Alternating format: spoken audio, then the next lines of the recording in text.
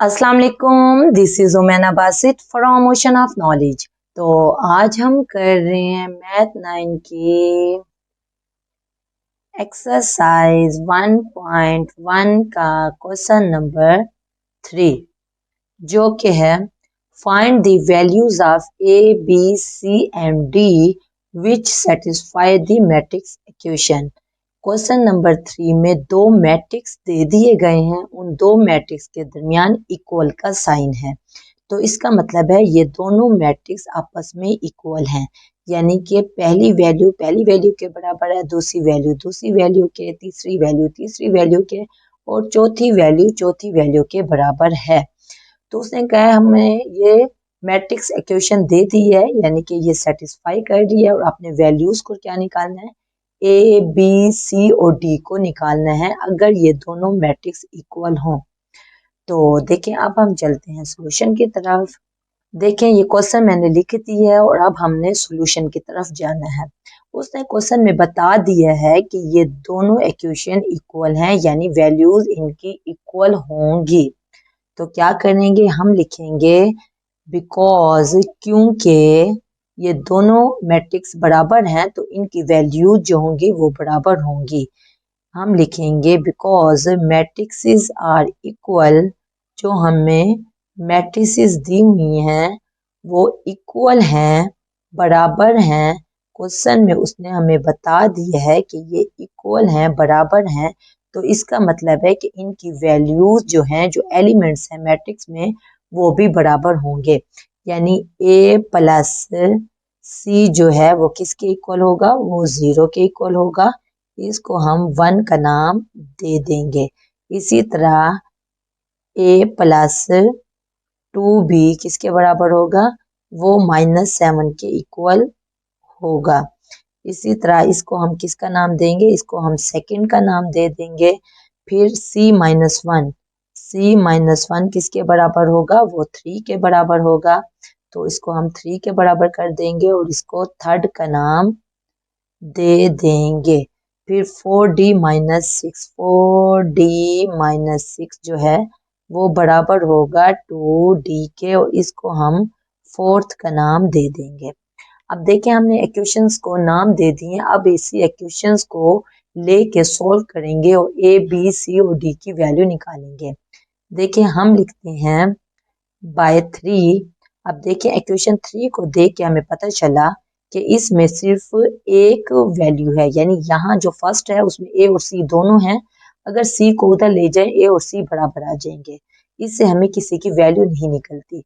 इसी तरह सेकंड जो इक्वेशन है उसमें ए और बी दोनों हैं, तो इसमें भी वैल्यू नहीं निकलती। जब हमने सी को देखा, इसमें सिर्फ सी एक वैल्यू मौजूद है, तो हमने थर्ड इक्वेशन को ले लिया, यानी कि c-1 किसके बराबर है, 3 के बराबर है।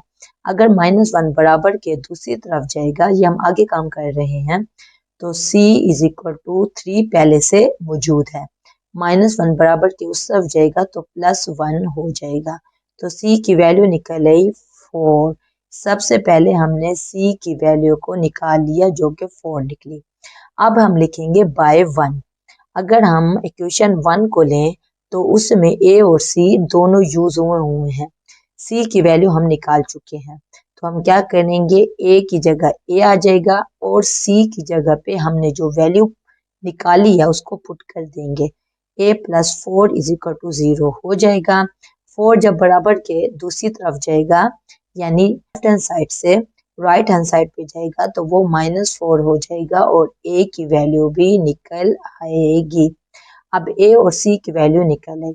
अब हम इक्वेशन 2 में हम a की वैल्यू पुट करेंगे, तो हम लिख लेंगे बाय पुटिंग, हम पुट कर रहे हैं by putting value of a, जो a की वैल्यू है जो कि -4 निकली है, वो हम इक्वेशन 2 में पुट कर रहे हैं।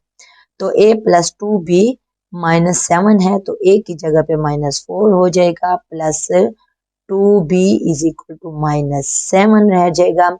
-4 बराबर के उस तरफ जाएगा, यहाँ 2b मौजूद है, तो -7 + 4 हो जाएगा जब -4 बराबर के इस तरफ आएगा। तो -7 + 4 क्या हो जाएगा, 2b वैसे का वैसे ही रहा। -7 में से 4 माइनस होगा तो क्या हो जाएगा, -3, क्योंकि साइन बड़ी वैल्यू वाला आता है तो 7 बड़ी वैल्यू है, उसके साथ माइनस का साइन है तो -3 आ जाएगा। अब 2b के साथ क्या हो रहा है, मल्टीप्लाई हो रहा है, बराबर के उस तरफ आके डिवाइड हो जाएगा, यानी -3 के नीचे चला जाएगा। -3/2 हमारे पास b की वैल्यू निकल आई। अब हमारे पास कौन सी इक्वेशन रह गई है, इक्वेशन 4 रह गई है। हम लिखेंगे बाय इक्वेशन 4, इक्वेशन 4 क्या है, वो है 4d - 6 = 2d। देखें +2d है, जब कोई साइन नजर ना आ रहा हो वो प्लस का साइन होता है। 4d इधर खड़ा हुआ है, +2d इधर आएगा तो -2d हो जाएगा, -2d हो जाएगा इज इक्वल टू -6 है, ये बराबर के इस तरफ जाएगा तो +6 हो जाएगा। तो 4d - 2d क्या हो जाएगा, 2d हो जाएगा इज इक्वल टू 6। अब 2d के साथ क्या हो रहा है, मल्टीप्लाई हो रहा है, उधर जाके डिवाइड हो जाएगा, यानी 6 के नीचे चला जाएगा। 6 डिवाइडेड बाई 2, 2 1 जार 2, 2 3 जार 6, तो d की हमारे पास वैल्यू आ जाएगी 3। तो हमने चारों की चारों वैल्यूज निकाल ली। ये देखें, a की वैल्यू, b की वैल्यू, c की वैल्यू और d की वैल्यू निकल आई। तो बहुत ही आसान क्वेश्चन है, कोई कंफ्यूजन हो, कोई मसला हो, कोई बात समझ ना आई हो, आप नीचे कमेंट में पूछना, मैं इंशाल्लाह कमेंट बॉक्स में उसका डेफिनेटली जवाब दे दूंगी। तो अपना ख्याल रखिएगा। ओके फिर, अल्लाह हाफिज़।